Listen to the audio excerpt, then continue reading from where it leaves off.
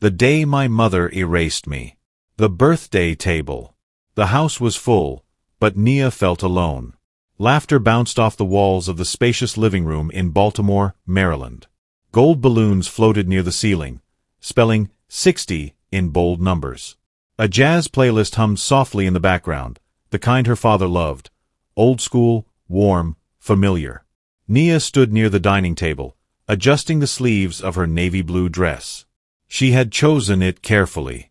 Nothing flashy, nothing loud. Just enough to look like a daughter who belonged.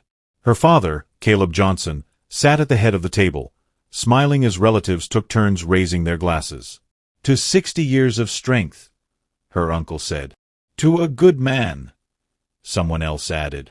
Caleb laughed, his eyes crinkling the way they always did. He looked happy, proud, surrounded. Nia smiled too, until her mother spoke. Loretta Johnson stood slowly, glass in hand. The room quieted almost instantly. Loretta had that effect. She always did. "I want to say something," Loretta said, her voice calm but sharp underneath. Nia straightened. Her heart began to beat faster. Her mother never spoke without intention. "This year has been revealing," Loretta continued. "At 60, the truth matters more than comfort." Some guests shifted in their seats. Loretta turned, not to Caleb, but to Nia. "And since we're celebrating honesty," she said, "I think it's time everyone knows, Nia is not my husband's daughter." The room froze. A fork clattered against a plate. Someone gasped. Nia felt the blood drain from her face. "What?" she whispered. Loretta didn't stop. "She was brought into this family under lies," Loretta said. "And I'm done pretending." Nia looked at her father. Caleb didn't look back. No one spoke for several seconds. The silence pressed against Nia's chest until it hurt to breathe. She searched her father's face for something. Confusion, anger, denial. Anything. But Caleb stared at the table. "Nonsense," an aunt finally said weakly. "Loretta, this isn't funny." Loretta smiled thinly. "I'm not joking." Nia felt her legs tremble. "Mom," Nia said, her voice shaking. "Why are you saying this?" Loretta turned to her slowly. "Because I'm tired of living with a lie." Caleb finally looked up. His eyes were glossy. "Old. Tired." "Loretta," he said quietly. "Not today." "Why not today?" Loretta snapped. "Why should I keep protecting your secrets?" "Secrets?" Nia's heart dropped. She stepped closer to her father. "Daddy, what is she talking about?" Caleb opened his mouth, then closed it. That silence answered everything. Nia stepped back as if burned. "So you knew," she whispered. "You knew, and you let her say that?" Caleb's voice broke. "Nia, please. Let's talk later." Later. Always later. Nia grabbed her purse with shaking hands. "I didn't come here to be humiliated," she said. "But thank you for finally telling me where I stand." She walked out as whispers followed her like shadows. Nia sat in her car for a long time before driving. Memories flooded her mind. Memories that suddenly felt unstable. The way her mother never hugged her for too long. The way Loretta corrected her more than praised her. The way arguments always ended with, "After everything we did for you." She had thought that was just strict parenting. Now it felt like resentment. Her phone buzzed. She didn't answer. That night, Nia stood in her apartment bathroom, staring at her reflection. "Who am I?" she whispered. Was she adopted?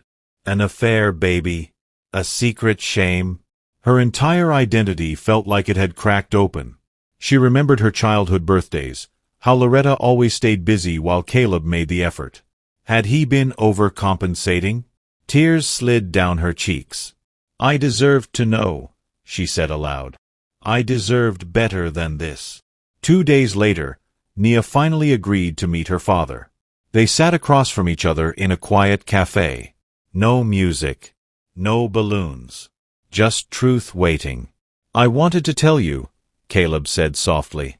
I just didn't know how. Nia folded her arms. Try now. Caleb swallowed. Your biological mother was my college girlfriend, he said. She passed away when you were 2. Her sister brought you to me. Nia's breath caught. Loretta knew, he continued. She agreed to raise you, but she never forgave me for the past. So I paid for it, Nia said flatly. Caleb nodded, tears in his eyes. I failed you, he said, by choosing peace over protection. That hurt more than the truth itself. Nia didn't go back to her parents' house. She began therapy. She asked questions. She reclaimed her story. Weeks later, Loretta tried to call. Nia didn't answer. Some doors, once slammed in public, don't reopen quietly. Nia learned something important that year. Family isn't defined by who claims you, but by who protects you when the truth is hard. And for the first time in her life, she chose herself. Nia didn't expect the calls to start so soon. They came one after another, relatives who had watched the birthday scene unfold but stayed silent in the moment. Aunt Denise flashed on her screen first. I just want you to know, Denise said carefully, your mother shouldn't have said that in public. But she was hurt too. Nia closed her eyes. Hurt? She repeated. So was I. A pause. Well, family is complicated, Denise said. Try to understand both sides. Both sides. That phrase followed Nia all week. Her cousin Marcus texted, she didn't mean it like that. You know how she is. Another aunt wrote, you should apologize so things can calm down. Apologize? For existing? Nia realized something painful. Most people weren't concerned with what was right. They just wanted things to go back to being comfortable. And her pain made them uncomfortable. Loretta didn't stay quiet. Within days, her version of the story had spread through family group chats and church whispers. She was always distant, Loretta told anyone who would listen. She never bonded with me. I treated her like my own, and this is how she repays me. Nia heard all of it secondhand. What hurt most wasn't the lies, it was how easily people believed them. At church one Sunday, an older woman pulled Nia aside. Your mother is heartbroken, she said gently. You should soften your heart. Nia smiled politely.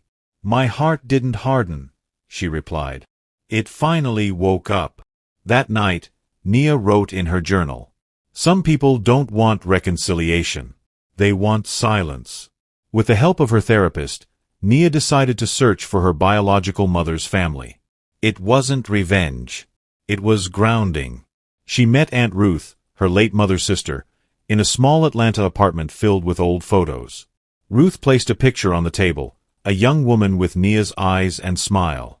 That's your mother, Ruth said. Her name was Elena Brooks. Nia's hands trembled as she touched the photo. She loved you fiercely, Ruth continued. She used to say, if anything happens to me, make sure my baby knows she was wanted. Nia broke down. All her life, she had wondered why love felt conditional. Now she knew, because it had been. Caleb tried to fix things the only way he knew how. Money, apologies, and silence. He offered to help Nia buy a house. He offered to confront Loretta, privately. He offered therapy, together. But Nia shook her head. I needed you to protect me when I was a child, she said. You can't outsource that now. Caleb finally cried. Not quietly, not politely. I was afraid of losing my marriage, he admitted. And I lost my childhood, Nia replied. That was the moment Caleb understood. Forgiveness didn't mean restoration. Some damage changed the shape of relationships forever. It happened unexpectedly, at church. Loretta stood during testimony time. I've been misunderstood, she said tearfully. I opened my home and my heart to a child that wasn't mine. The room hummed with sympathy. Nia stood. Every head turned. With respect, Nia said calmly, love that keeps score isn't love. And care that humiliates isn't sacrifice. The room went silent. I didn't ask to be born, Nia continued. I didn't ask to be raised in secrecy. But I deserved dignity, especially from the woman who claimed to be my mother. Loretta couldn't meet her eyes. For the first time, the room saw the truth without filters. Nia moved forward deliberately. She changed her emergency contact. She limited conversations. She stopped explaining herself. When Loretta finally asked to meet, Nia agreed, on her terms. I don't hate you, Nia said during their meeting. But I don't trust you. Loretta bristled. After everything I did? Nia nodded. Yes. After everything you did. Silence stretched between them. I won't accept public humiliation as honesty, Nia added. And I won't carry shame that isn't mine. That was the first boundary Loretta couldn't cross. By the end of the year, Nia felt different. Lighter. Stronger.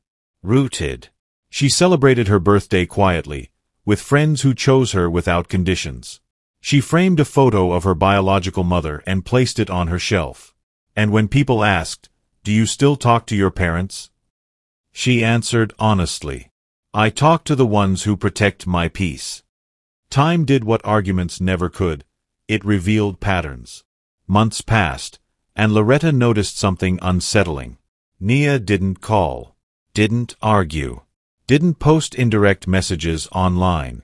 She simply disappeared. At first, Loretta told herself it was temporary. She's just emotional, she said to Caleb one evening. She'll come around. But weeks turned into months. Holidays came and went with empty chairs and untouched place settings.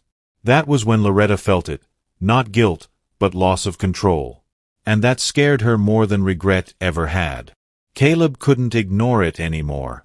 One night, after another quiet dinner, he put his fork down. "You broke her," he said to Loretta. Loretta stiffened. "Excuse me." "You didn't just tell the truth," Caleb continued.